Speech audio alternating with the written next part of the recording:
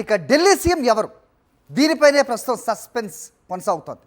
ముఖ్యమంత్రి పదవి ఎవరికి దక్కుతుంది అనే సందేహాలు చాలా ఉత్కంఠను రేపిస్తున్నాయి. ఇక సీఎం ఎంపికపై బీజేపీ ముమ్మర కసరత్తు కూడా చేస్తున్నట్టుగా తెలుస్తోంది. ఫస్ట్ సీఎం రేస్లో పర్వేష్ వర్మ ఉన్నట్టుగా వార్తలు రాగా మరికొందరు నేతల లిస్టులో అయితే మహిళలు ఉన్నట్టుగా ప్రస్తుతం మనకు అందుతున్న అప్డేట్ ద్వారా తెలుస్తోన్న సిచ్యువేషన్. రైట్, మా కరెస్పాండెంట్ వెంకటేష్ ఢిల్లీలో సిద్ధంగా ఉన్నారు, మాట్లాడదాం. వెంకటేష్, చెప్పండి. సో మొత్తానికి మహిళా సీఎం పీఠాన్ని అధిరోహించబోతున్నారా? పలు పేర్లు కూడా వినిపిస్తున్నాయి. ఏంటి మీ దగ్గర ఇన్పుట్స్? ఎప్పటికల్లా క్లారిటీ వచ్చే అవకాశం ఉంది? ఢిల్లీ నూతన సీఎంగా మహిళను నియమించేటువంటి అవకాశాలను బీజేపీ అధిష్టానం పరిశీలిస్తుంది.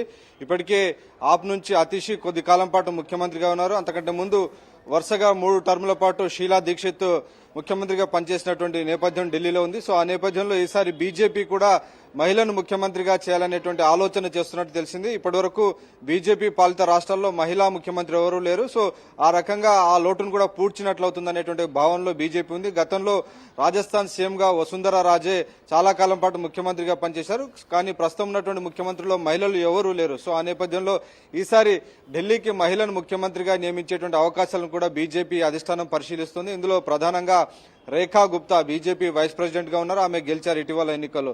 అలాగే ఆమెతో పాటు పూనం శర్మ, శిఖారాయ్, నీలం పెహల్వాన్, ఈ 4 మహిళా ఎమ్మెల్యేలు ఉన్నారు. సో వీరిలో ఎవరో ఒకరిని ముఖ్యమంత్రిగా నియమించవచ్చు అనేటువంటి ఒక ప్రచారం జరుగుతుంది. సో అధిష్టానం పరిశీలనలో వీరి పేర్లు ఉన్నాయి. వీరితో పాటు అరవింద్ కేజ్రీవాల్ ఓడించినటువంటి పర్వేష్ వర్మ, అలాగే బీజేపీలో చాలా కాలం నుంచి పనిచేస్తున్నటువంటి, అలాగే రాష్ట్ర అధ్యక్షుడిగా పనిచేసినటువంటి సతీష్ ఉపాధ్యాయ, విజేంద్ర గుప్తా లాంటి పేర్లు కూడా పరిశీలనలో ఉన్నాయి. సో ప్రధానమంత్రి నరేంద్ర మోడీ ఈ నెల 13వ తేదీన తిరిగి ఢిల్లీకి రాబోతున్నారు. సో ప్రస్తుతం ఆయన ఫ్రాన్స్ లో ఉన్నారు. ఫ్రాన్స్ పర్యటన తర్వాత అమెరికా వెళ్తున్నారు. అమెరికా పర్యటన ముగించుకొని వచ్చిన తర్వాత ఈ మొత్తం విషయాలపైన క్లారిటీ వచ్చేటువంటి అవకాశం ఉంది.